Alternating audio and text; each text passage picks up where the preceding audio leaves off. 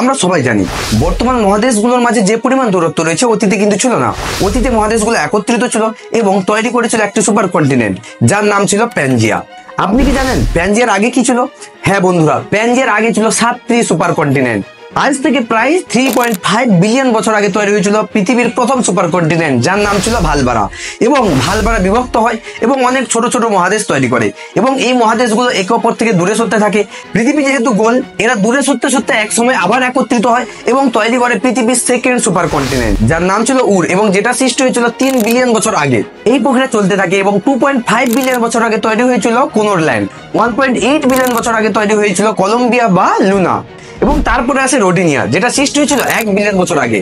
তারপর 0.6 বিলিয়ন অর্থাৎ 600 মিলিয়ন বছর আগে তৈরি হয় প্যানোটিয়া এবং এই প্যানোটিয়া ভেঙে যে মহাদেশগুলো গঠিত হয়েছিল সেগুলো দূরে সরতে সরতে আবার একত্রিত হয় এবং একত্রিত হয়ে তৈরি করে প্যানজিয়া।